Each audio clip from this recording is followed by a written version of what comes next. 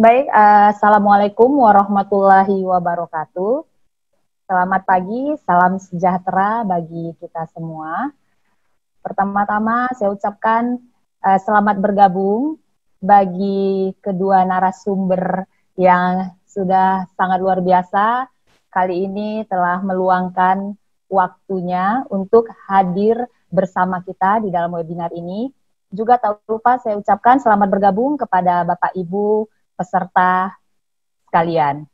Baiklah, masih dalam nuansa Lebaran, saya juga ingin mengucapkan bagi yang merayakan selamat Hari Raya Idul Fitri, mohon maaf lahir dan batin. Baik, selanjutnya saat ini webinar yang diselenggarakan hari ini dengan tema tinjauan ilmiah New Normal dalam menghadapi pandemi COVID-19 dari perspektif filosofi dan epidemiologi. Baik, kita memasuki susunan acara webinar kita hari ini, di mana nantinya kegiatan webinar ini akan ada pembukaan yang saya sendiri akan menyampaikannya, dilanjutkan dengan kata sambutan yang akan disampaikan oleh Dekan Fakultas Kedokteran Universitas Islam Sumatera Utara, yaitu Bapak Dr. Indra Janis MKT, dan kemudian diikuti dengan video Fakultas Kedokteran Universitas Islam Sumatera Utara. Selanjutnya masuk ke sesi pemaparan materi pertama, dilanjutkan dengan pemaparan materi kedua, dan juga ada sesi diskusi setelahnya, dan diakhiri dengan penutupan. Baiklah, sebelumnya, demi ketertiban dan kelancaran dari webinar kita kali ini, di sini akan saya sampaikan kepada Bapak Ibu sekalian untuk menggunakan nama aslinya di dalam bergabung di Zoom webinar hari ini. Kemudian, nantinya di saat sesi webinar ini sudah berlangsung, apabila Bapak Ibu ingin menyampaikan pertanyaannya, dapat diketikkan di kolom Q&A yang tersedia di layar gadget Bapak Ibu sekalian. Selanjutnya, juga apabila nanti seluruh pertanyaan yang sudah disampaikan ke webinar kali ini, apabila belum dapat dijawab seluruhnya, maka nantinya pertanyaan-pertanyaan yang belum terjawab tersebut khusus akan kami buatkan video yang akan diisi oleh narasumber tersebut untuk menjawab pertanyaannya, di mana video tersebut nanti akan kita masukkan ke dalam channel YouTube Fakultas Kedokteran UISU. Kemudian selanjutnya dalam peserta webinar kali ini, Bapak Ibu juga nanti akan mendapatkan e-sertifikat. Namun harus mengikuti webinar hari ini dari awal hingga di akhir acara. Baiklah, untuk membuka dari webinar kita kali ini akan diawali dengan kata sambutan dari Dekan Fakultas Kedokteran UISU, Dr. Indra Janis MKT, dan diikuti oleh video FK UISU. Bismillahirrahmanirrahim. Assalamualaikum warahmatullahi wabarakatuh. Selamat pagi Bapak Ibu peserta webinar yang saya hormati. Alhamdulillahirabbil alamin, wassalatu wassalam ala sayyidina Muhammadin wa ala alihi washabihi ajmain. Hadirin yang saya hormati, dampak pandemi COVID-19 sekarang ini sudah meluas baik di Indonesia maupun di dunia. Fakultas Kedokteran UISU dengan catur dharma UISU, yaitu pendidikan, penelitian, pengabdian masyarakat, dan dakwah Islamiyah, selalu turut serta untuk mengambil peran dalam mengatasi pandemi COVID-19. Salah satunya adalah melalui kegiatan ilmiah melalui webinar. Webinar ini sebagai edukasi yang efektif ditujukan kepada kalangan kesehatan dan juga masyarakat umum. Kegiatan webinar ini juga jangkauannya cukup luas, dapat menghimpun banyak peserta, sehingga kami merasa perlu mengadakan kegiatan ini berkelanjutan dan akan dikemas dalam sajian yang menarik tiap episode. New normal atau tatanan hidup baru akan diberlakukan di negara Republik Indonesia. Dalam kaitan ini, kami telah menghadirkan dua narasumber di bidangnya masing-masing tentang hal tersebut di atas. Semoga kita mendapat pencerahan nantinya. Akhirnya, kami mengucapkan terima kasih atas partisipasi kepada Bapak, Ibu, dan saudara-saudari sekalian. Semoga pandemi COVID-19 dapat diminimalisir di Indonesia. Indah pemandangan langit nan biru berpadu lautan di Pelabuhan Ratu. Kunci penerapan kenormalan baru, protokol kesehatan jadi penentu. Wabillahi taufik wal hidayah. Wassalamualaikum warahmatullahi wabarakatuh.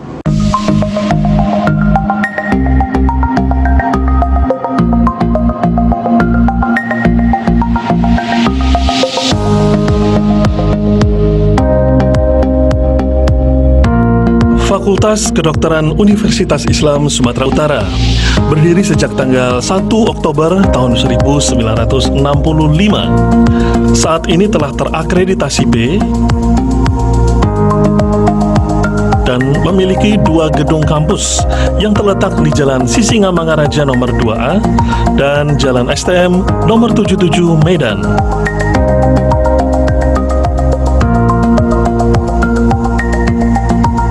Fakultas Kedokteran Universitas Islam Sumatera Utara telah meluluskan sekitar 5.000 tenaga dokter yang berkompeten sesuai dengan Standar Kompetensi Dokter Indonesia atau SKDI, dan saat ini sudah tersebar di seluruh Indonesia.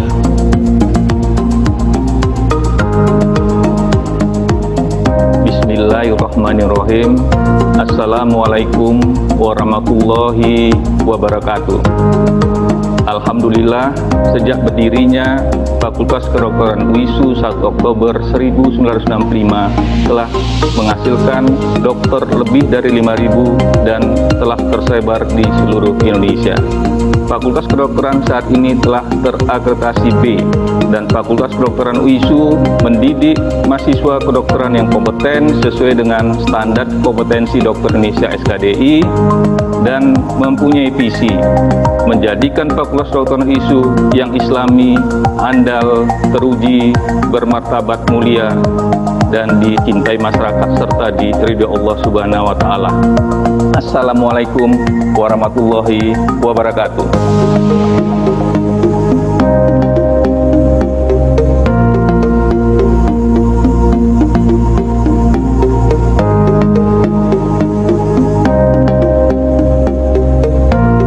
Dengan didukung oleh staf pengajar yang profesional serta fasilitas belajar mengajar yang lengkap, menjadikan Fakultas Kedokteran UISU sebagai fakultas favorit untuk para mahasiswa yang ingin menekuni profesi dalam bidang kedokteran.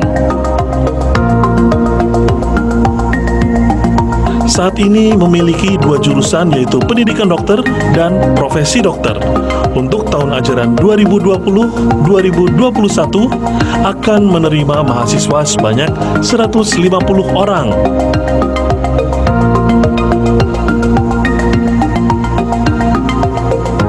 Selain gedung kampus yang megah dan asri, Fakultas Kedokteran UISU dilengkapi dengan fasilitas pendukung seperti laboratorium biomedik dasar dan laboratorium molekuler. Fakultas Kedokteran Universitas Islam Sumatera Utara telah bekerjasama dengan Rumah Sakit Pirngadi, Rumah Sakit Kodam 1 Bukit Barisan, dan Rumah Sakit Haji Medan sebagai rumah sakit pendidikan dan tempat praktik mahasiswa. Berbagai penghargaan dan prestasi telah diterima oleh Fakultas Kedokteran UISU. Mari daftarkan putra-putri Anda di Fakultas Kedokteran Universitas Islam Sumatera Utara.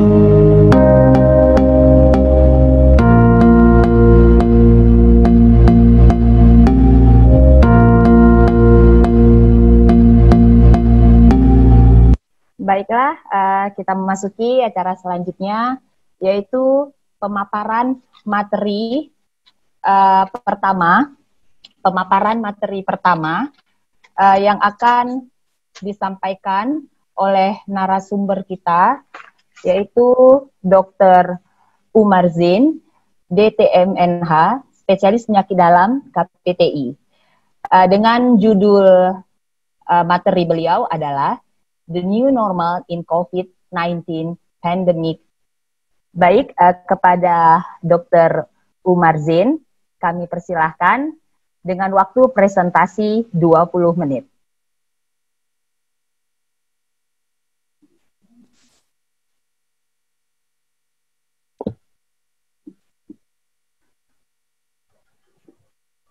Assalamualaikum warahmatullahi wabarakatuh. Salam sehat dan sejahtera bagi kita semua.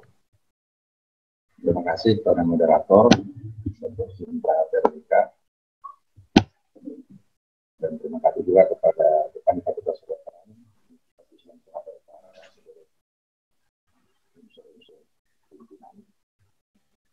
dengan kesempatan kepada saya sebagai pembicara pada webinar kali ini. Topik pembicaraan kita pada hari ini adalah suatu istilah baru, yaitu the new normal in COVID-19 pandemic. Bapak Ibu sekalian, para peserta webinar,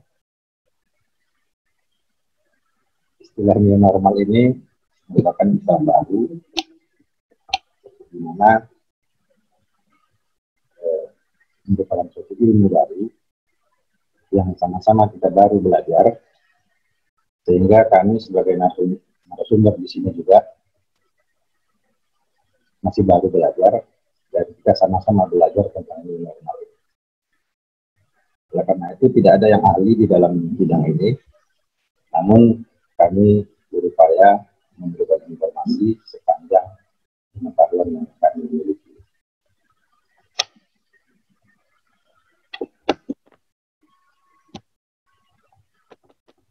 Istilah new normal kalau kita cari di internet atau di dunia maya, itu hanya ada di dalam bidang ekonomi.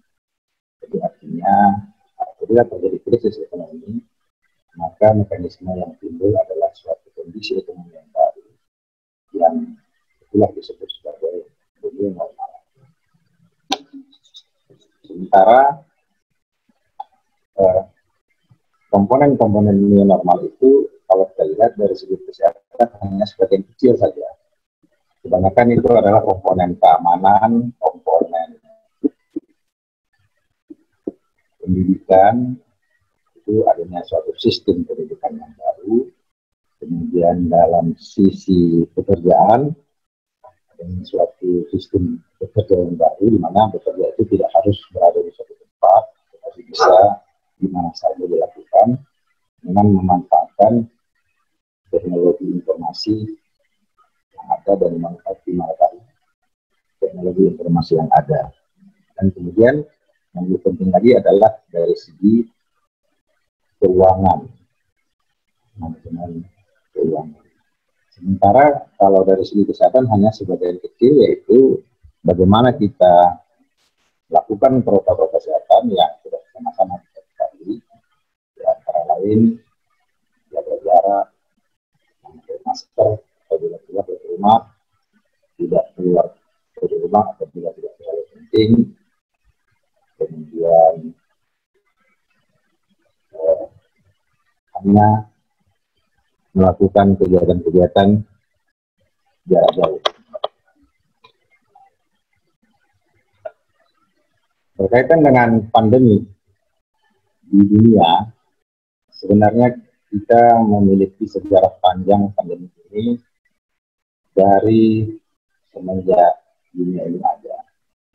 Di dalam literatur kita mengenal beberapa pandemi yang telah terjadi seperti cacar atau smallpox, variola, flu Spanyol, flu Hongkong, penyakit sampar atau pes, polio, kolera, malaria, hepatitis, SARS, dan yang baru adalah Ebola, Zika virus di Afrika, dan saat ini COVID-19. Di dalam literatur, pandemik yang paling besar itu adalah cacar atau smallpox. Dikatakan Ramses V pernah mengidap cacar, yang dibuktikan dari mumi Ramses V itu ditemukan pada wajahnya adalah bekas pustula yang khas pada mengidap cacar yang sembuh. Istimewanya penyakit cacar ini adalah asalnya tidak diketahui. Kalau COVID-19 diketahui dari Cina, kalau misalnya Ebola itu dari Afrika, SARS juga dari Cina, kemudian MERS-CoV dari Saudi Arabia. Tetapi kalau cacar tidak diketahui, dan ini sudah tercatat di dalam literatur sejak abad ketiga dan menyebar hampir ke seluruh dunia. Kemudian dunia menghadapi pandemi cacar ini baru bisa dikontrol sejak ditemukannya vaksin pada tahun 1950 dan dilakukanlah vaksinasi di seluruh dunia sehingga tahun 1980 barulah cacar itu bisa dieradikasi di dunia termasuk di Indonesia. Jadi jelas di sini vaksinasi memberikan peranan yang penting dalam penanggulangan penularan dan penyebaran penyakit pandemi cacar. Dan virus smallpox ini mampu membuat seseorang menjadi buruk rupa dalam sekejap, karena dia bisa sembuh, bisa menyebabkan kematian, dan bisa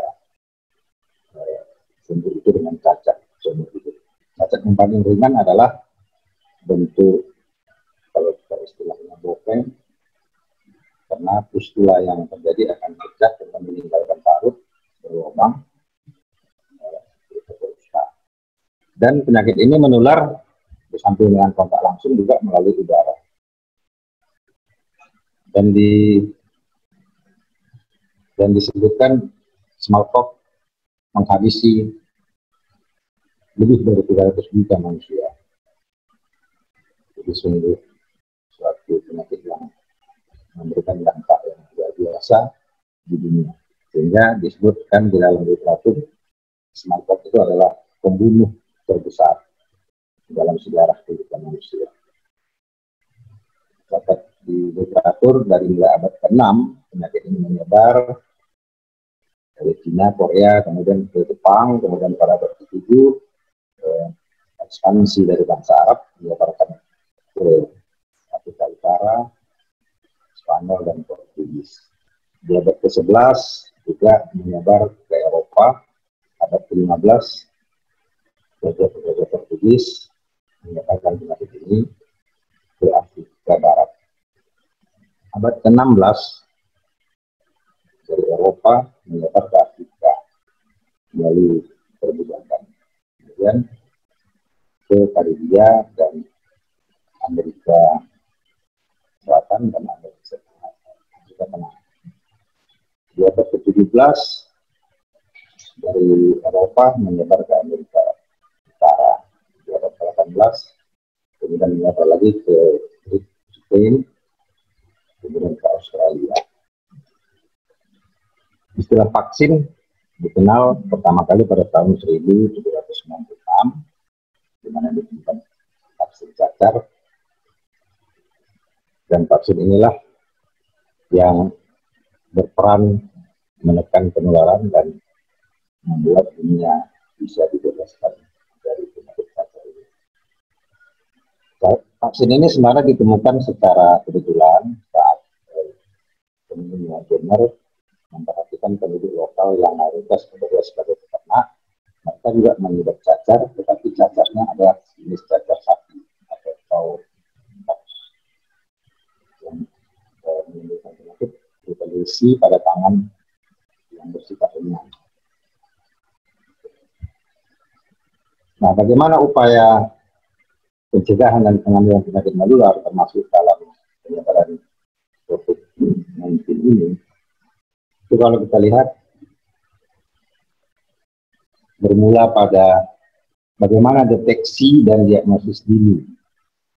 Kalau kita lihat situasi di Indonesia, deteksi dan diagnosis dini ini masih sangat kecil dibandingkan penduduk Indonesia yang 247 juta. Sementara kalau kita mendengar laporan dari Kementerian Kesehatan, kita hanya baru ratusan juta yang dideteksi dan diagnosis. Kemudian mengendalikan penyakit. Ini juga program-program yang dilaksanakan seperti PSBB, anjuran-anjuran hukum dan protokol kesehatan lainnya itu belum semua dilaksanakan di masyarakat dan belum merata, dan masing-masing masyarakat memberikan respon berbeda-beda. Kemudian seluruh upaya-upaya pengendalian ini atau kontrol infeksi ini, yang berikutnya adalah respon. Respon ini termasuk respon daripada penanganan kuratif, preventif, dan peran serta masyarakat. Apabila ini berlangsung dengan baik, barulah bisa memberikan dampak meningkatnya kualitas kesehatan masyarakat. Langkah-langkah inilah yang harusnya disiapkan secara optimal oleh suatu negara untuk menuju kepada kondisi new normal itu. New normal itu sebenarnya suatu kondisi yang apapun yang kita lakukan, kita akan menghadapi kondisi itu. Tapi tinggal apakah kondisi itu bisa kita ciptakan secara optimal, artinya dari segi kesehatan, atau hanya kita memandang dari sisi lain, dari segi ekonomi, sosial, budaya, dan lain sebagainya. Karena itu dalam tahapan penanggulangan penyakit infeksi menular, yang pertama itu kontrol. Kontrol itu tadi melalui langkah-langkah yang telah disebutkan sebelumnya, kemudian eliminasi, dan terakhir eradikasi. Nah, kalau kita lihat saat ini permasalahan di Indonesia adalah kasus penyakit COVID-19. Dalam penanggulangan penyakit ini berbagai faktor yang harus dilakukan. Kalau kita lihat pada diagram ini adalah yang paling besar itu adalah upaya-upaya preventif, promotif. Itu yang paling besar. Sementara upaya kuratif itu kecil sebenarnya. Karena kuratif atau perawatan pasien itu adalah garda belakang. Jadi petugas kesehatan itu selama ini disebut-sebut sebagai garda terdepan. Garda terdepan itu adalah preventif. Sedangkan kuratif garda terbelakang. Karena pada kuratif itu hanya ada dua pilihan, sembuh atau mati. Sementara kalau kita lihat, kita ada sumber daya, sumber tenaga itu habis terkuras pada upaya-upaya kuratif di rumah sakit. Sementara ada upaya preventif yang paling penting dan mungkin membutuhkan sumber daya yang tidak sebesar kuratif, namun itu kurang diberdayakan. Termasuk dalam hal ini adalah PSBB atau lockdown, istilahnya bagi negara asing. Kemudian pengaruh berikutnya adalah agent atau dalam hal ini virusnya. Nah, virus ini tentunya upaya yang dilakukan adalah deteksi dini, tracing dan testing. Ini juga belum optimal. Karena hanya 0,0 sekian % baru kita lakukan tracing dan testing terhadap pasien-pasien ini juga menyebabkan COVID-19 ini. Faktor host, tentu imunitas. Imunitas ini kita tidak tahu. Kita sendiri tidak tahu bagaimana daya tahan tubuh kita terhadap virus ini. Ada dibicarakan juga tentang herd immunity. Itu juga punya dampak tersendiri, dan itu hanya bisa timbul apabila vaksin sudah ditemukan. Ini merupakan suatu imunitas kelompok, di mana kalau suatu kelompok atau suatu komunitas sudah mendapatkan imunisasi secara aktif melalui vaksin, sudah mencapai lebih dari 80%, maka sisanya itu akan terlindungi dengan sendirinya. Kemudian upaya-upaya promotif. Nah, di sini banyak kita mendapatkan masukan-masukan yang tidak semuanya benar. Bahkan secara umum dapat kita katakan informasi yang bohong dengan yang benar itu hampir seimbang. Oleh karena itu kita perlu menyaring informasi terhadap hal ini. Oleh karena itu isu new normal menyangkut beberapa hal. Tetapi yang paling penting adalah saat ini kita belum sepakat tentang new normal. Karena new normal itu multitafsir, multidimensi, multi kebijakan, dan juga multi years. Mungkin saja membutuhkan waktu 2-3 tahun atau mungkin juga lebih. Sementara yang paling ditakutkan sebenarnya new normal ini adalah kalau penanganan pencegahan COVID-19 ini diberlakukan lebih lama seperti PSBB, maka ada dampak ekonomi. Oleh karena itu ada kepentingan ekonomi yang mendesak supaya segera diberlakukan new normal. Sementara rekomendasi WHO sudah jelas, ada beberapa hal yang harus dilalui tahap-tahapnya sebelum suatu negara memutuskan memperlonggar PSBB memasuki era new normal. Tetapi kalau kita melakukan langkah tidak memperhatikan step-step ini, maka langkah itu akan terlalu besar, terlalu tinggi, yang hampir tidak mungkin dilakukan, atau kalau kita lakukan mempunyai risiko yang sangat besar. Contohnya kita lihat Korea Selatan yang telah melakukan pelonggaran. Ternyata kembali terjadi peningkatan kasus, sehingga mereka kembali memperlakukan pembatasan kegiatan. Kalau kita lihat Australia, itu pemerintahnya menyatakan tidak akan membuka pusat kegiatan jika penularan virus corona belum mencapai 0. Jadi dia hanya berani melakukan kalau benar-benar telah terkontrol. Saat ini kurang dari 500 kasus corona positif, dan hanya 2 kasus yang dirawat di rumah sakit. Mereka belum memperlakukan new normal itu.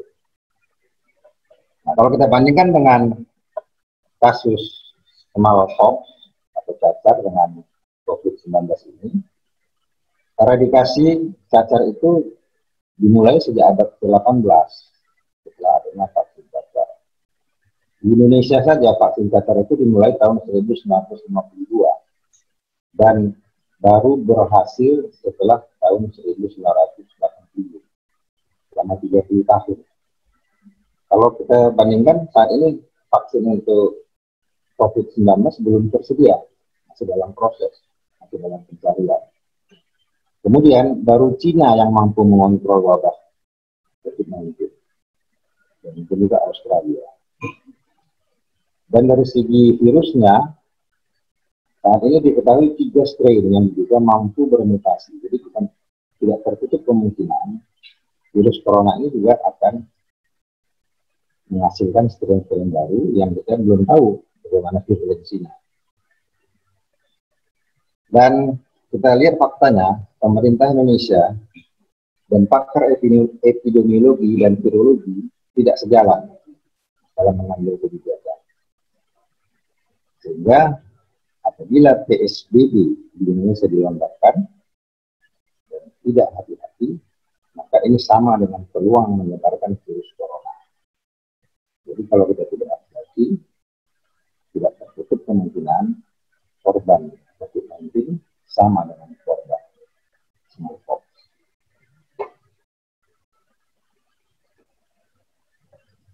Oleh karena itu timbul pertanyaan, siapkah Indonesia untuk menghadapi new normal?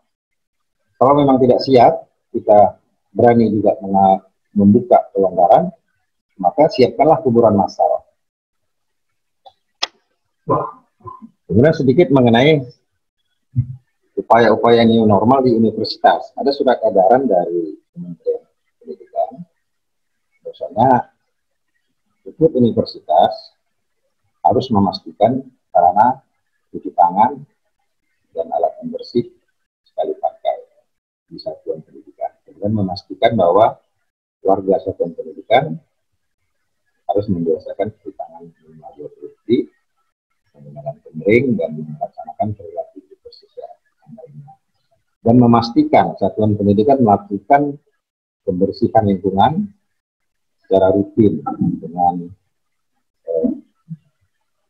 desinfektan, buka saklar, lampu, komputer, papan stick, semua benda-benda yang dipegang oleh manusia harus dilakukan sterilisasi secara terus-menerus, secara rutin, bukan sekali sehari, apalagi sekali seminggu, dan menggunakan petugas yang terampil melakukan tugas pembersihan dan menggunakan bahan pembersih yang sesuai dengan keperluan tersebut. Kementerian Pendidikan juga sudah mengeluarkan surat edaran yang menyatakan bahwa memohon kepada rektor mendorong fakultas kedokteran, kedokteran gigi, keperawatan untuk menggerakkan mahasiswa tingkat akhir atau koas atau pendidikan spesialis secara sukarela ikut sebagai relawan kemanusiaan guna mendukung pencegahan meluasnya COVID-19 dan fungsi relawan khususnya untuk melakukan komunikasi, informasi, dan edukasi sehingga penanganan sesuai dengan kompetensi dan wewenangnya. Dan ini sesuai dengan kebijakan Merdeka Belajar dari Menteri Pendidikan. Setiap relawan akan diberikan pelatihan pendampingan dan mengenakan alat pelindung diri sesuai standar, kemudian pembinaan nutrisi, insentif, sertifikat, dan penyertaan pembelajaran sebagai bagian dari satuan kredit semester. Sehingga koas untuk mencapai kompetensi dapat ditetapkan oleh perguruan tinggi masing-masing minimal kalau untuk 1 bulan sekitar 3-4 SKS. Nah, bagaimana bisa kita terapkan kalau di Fakultas Kedokteran WISU? Sebenarnya kita bisa memanfaatkan situasi ini yaitu dengan memberdayakan bagian-bagian yang ada di Fakultas Kedokteran. Jadi pendidikan tetap berlangsung, tidak seperti saat ini, pendidikan stop, sementara waktu sudah berjalan 3 bulan masuk ke bulan keempat. Seharusnya bagian-bagian diberdayakan dan poskap terus berlanjut, tetapi dengan metode yang baru, dengan sistem yang baru, dengan menyerahkan kepada bagian-bagian sebagai reseptor. Kemudian sistemnya tentu memperbanyak laporan kasus, misalnya minimal 10 kasus, dan memberikan tugas-tugas baca tulis pada mahasiswa, dan menyiapkan rapor khusus pandemi COVID-19. Nah, akhirnya ada sebaik pantun, kegermal bawa rantangan, gulai ikan dan rujak bengkuang. New normal memang tantangan, mari manfaatkan jadi peluang. Sekian, mohon maaf bila ada kekurangan. Saya akhiri. Assalamualaikum warahmatullahi wabarakatuh. Terima kasih. Baik, terima kasih pemaparan materi yang sangat menarik sudah disampaikan oleh Dr. Umar Zain. Selanjutnya kita masuk ke materi kedua, di mana narasumber kita kali ini seorang pakar di bidang epidemiologi. Beliau adalah Dr. Putri Khairani Eyanur, MSEPI, PhD, PhD, PhD, dengan judul materi beliau adalah should we or should we not? Baik, kepada Dr. Putri kami persilahkan dengan waktu presentasi 20 menit. Baik, Assalamualaikum warahmatullahi wabarakatuh. Selamat pagi semuanya. Alhamdulillahirabbil alamin. Hari ini kita bisa sama-sama ketemu dalam keadaan sehat. Seperti yang tadi sudah disampaikan, terima kasih juga kepada moderator Dr. Sinta Veronica dan terima kasih juga kepada seluruh tim. Jadi mungkin audiens di sini tidak melihat bahwa kami dilengkapi dengan tim yang sangat sigap ya.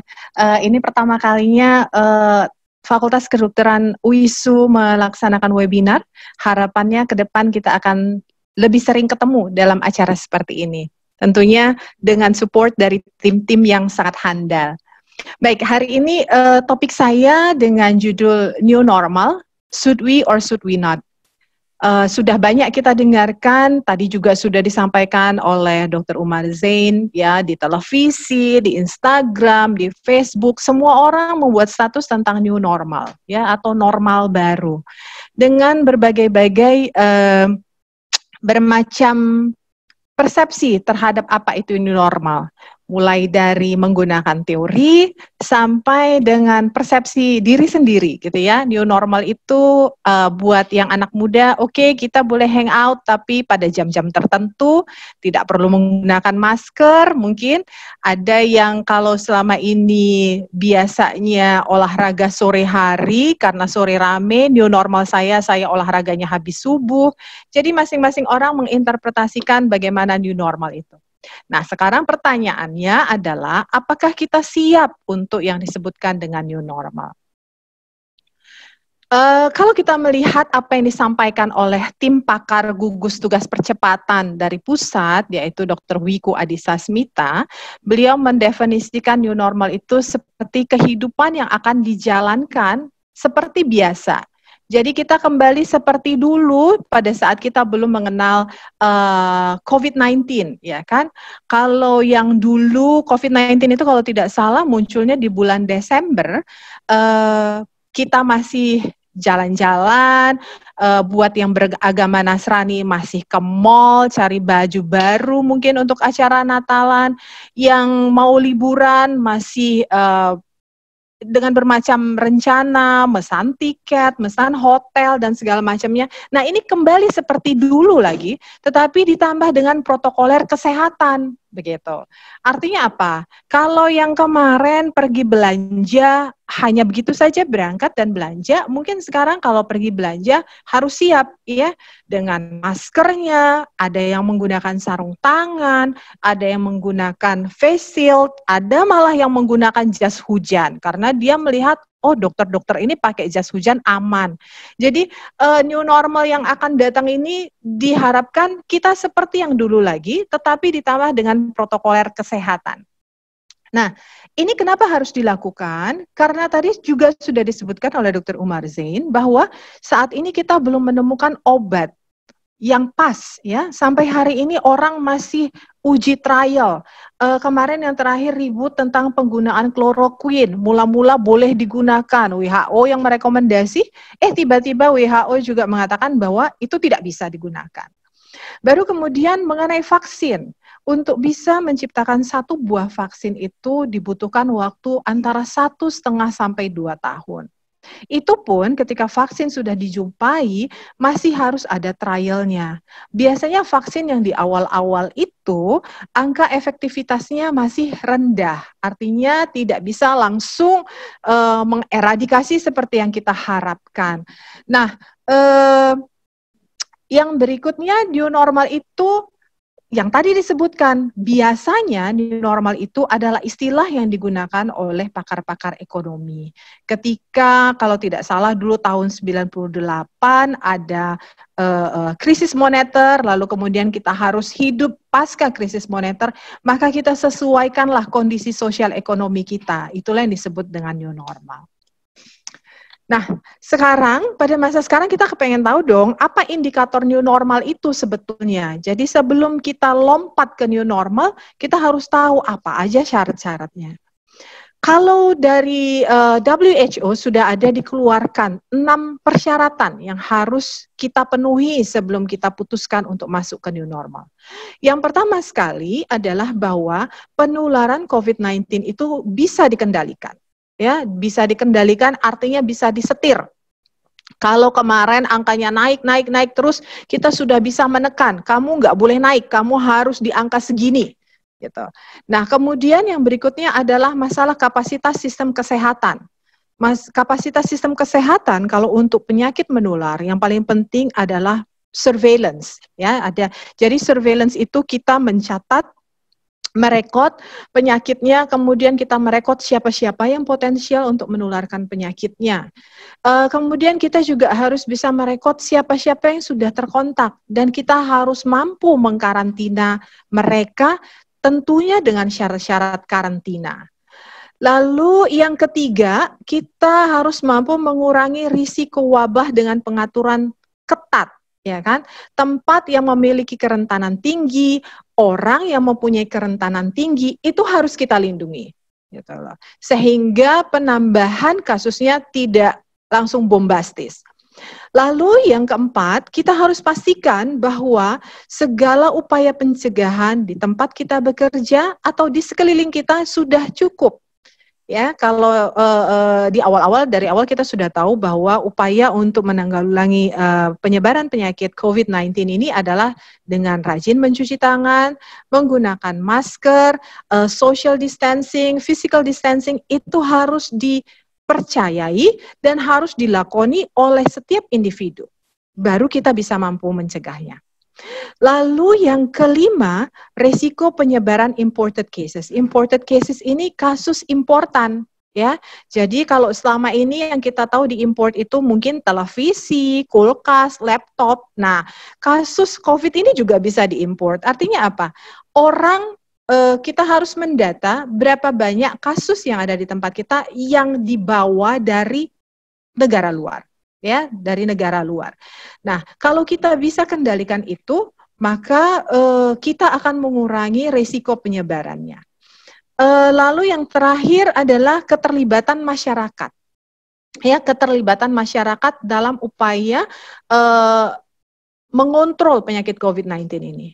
Jadi kalau kita pelajari atau maknai satu persatu nomor 1, 2, 3, 4, 5, 6, mulai dari poin 1 sampai poin 5 dilihat tidak akan bisa berjalan tanpa adanya poin ke-6.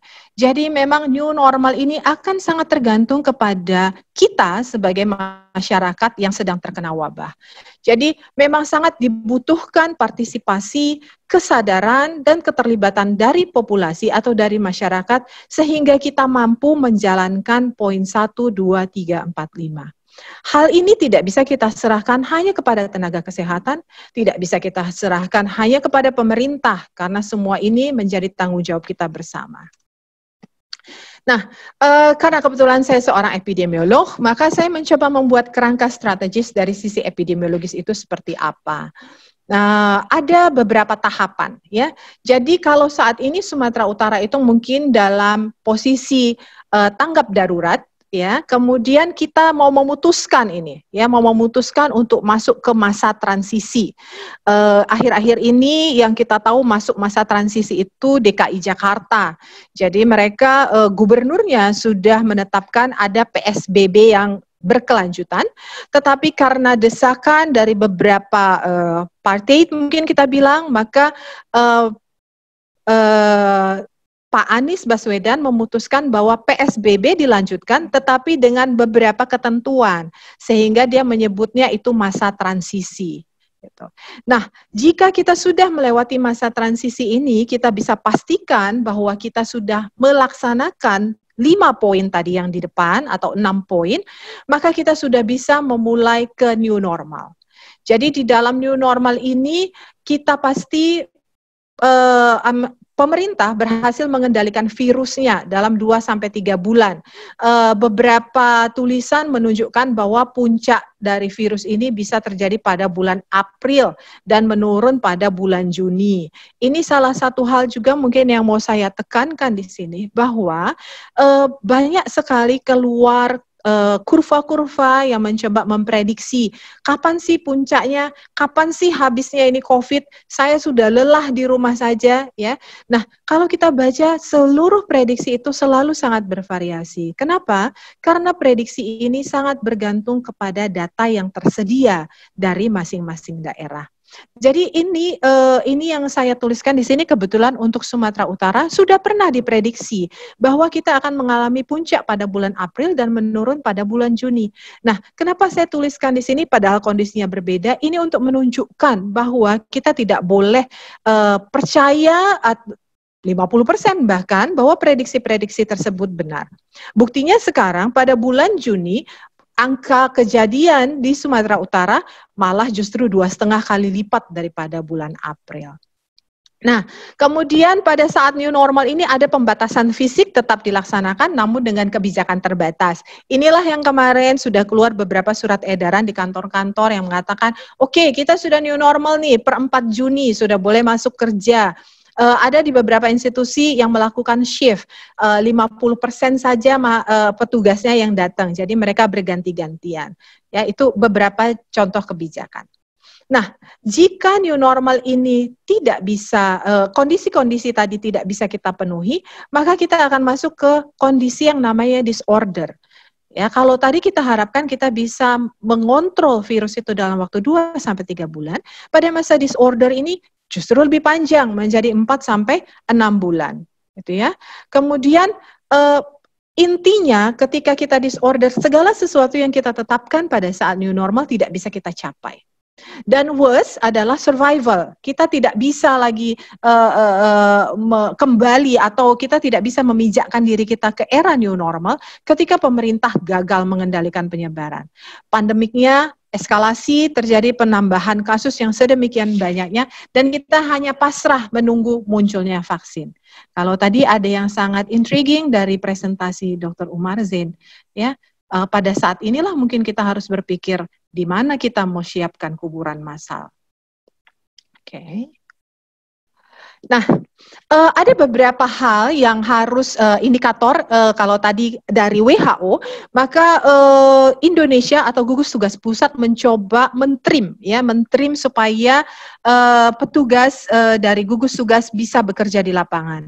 Yang pertama sekali dilihat dari sisi epidemiologi, karena dari tadi memang yang dibicarakan di sini adalah angka kejadian.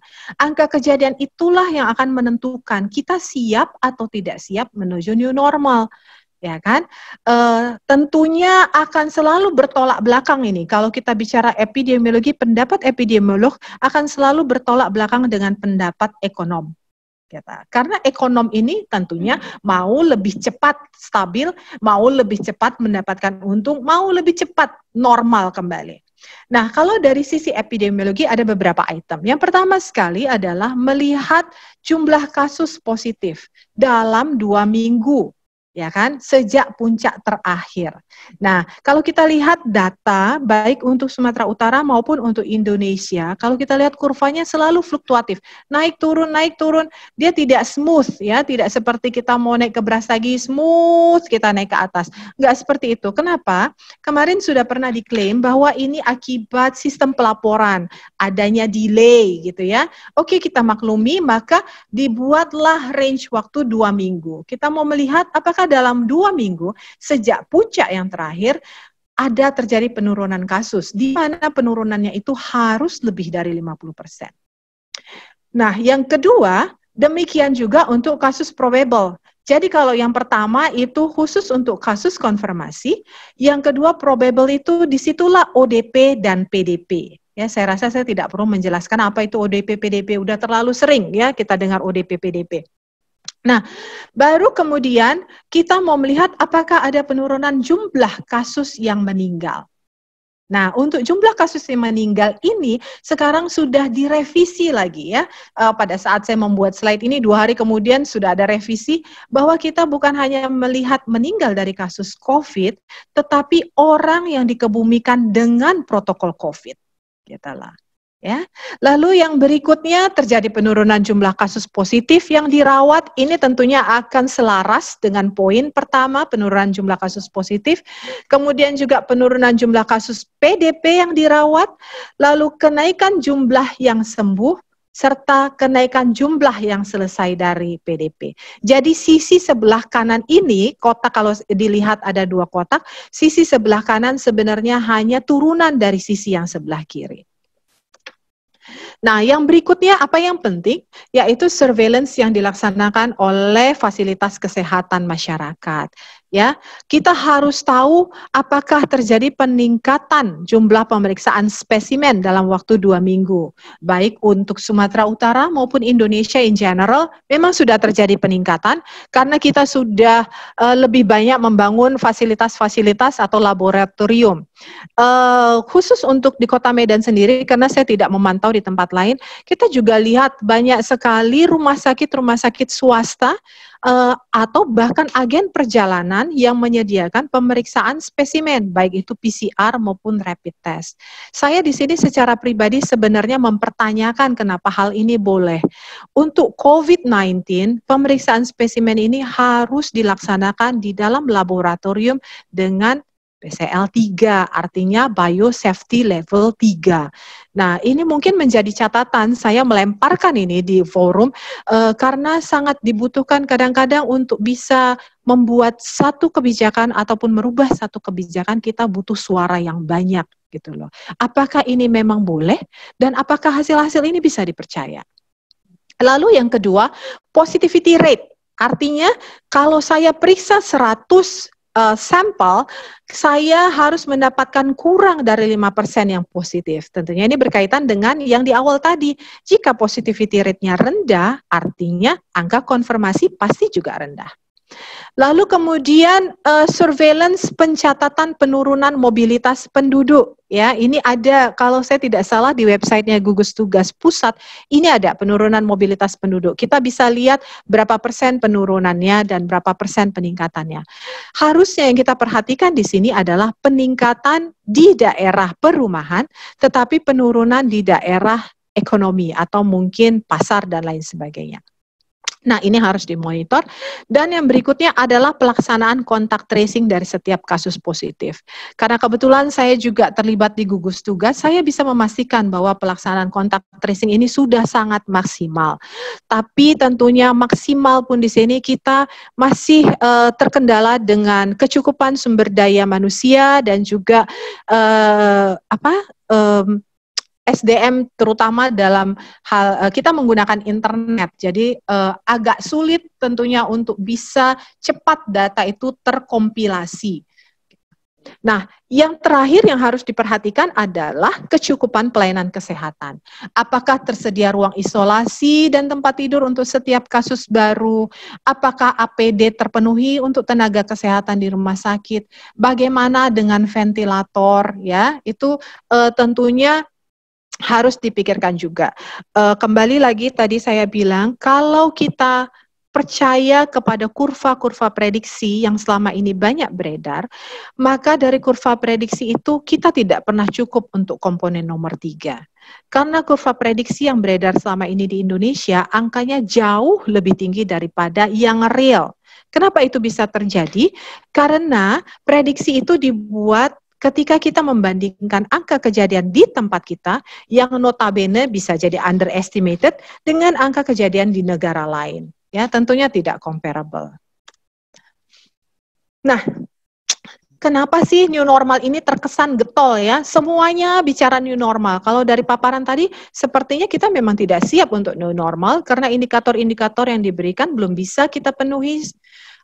Kenapa terkesan getol? Balik lagi ke definisi awal new normal itu siapa yang cetuskan? Yang cetuskan new normal itu adalah ekonom. Ya, ketika ada masalah ekonomi, lalu kemudian kita mencoba berkompromi, kita lewati masa setelahnya, itulah dia new normal. Ya, jadi jadi saat ini masih ragu-ragu nih, new normal ini sebenarnya mau dijalankan demi kebutuhan ekonomi atau bagaimana? Karena kalau dari sisi kesehatan kita belum pantas. Oke. Nah, saya mencoba memaparkan dengan lebih sederhana. Saya rasa ini juga sudah banyak di share di mana-mana.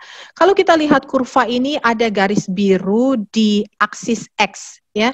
Kita ibaratkan itu adalah angka kejadian COVID. Kemudian ada garis di aksis Y yang warna merah. Di situ adalah titik di mana pertama sekali kita berkenalan dengan COVID-19 atau ketika COVID-19 dinyatakan pandemik oleh WHO. Ada garis di sebelah kiri dari Y-aksis, aksis Y, itu adalah masa kita hidup normal, sebagaimana kita dulu, ya, dengan aktivitas kita sehari-hari. Pada saat muncul kasus, garis merah, ya kan, terjadilah pertumbuhan kasus secara eksponensial. Ya, pertumbuhan kasus secara eksponensial sampai akhirnya kita mencapai puncaknya, saturated dia. Kasus ini tidak bisa bertambah lagi karena upaya-upaya yang kita lakukan.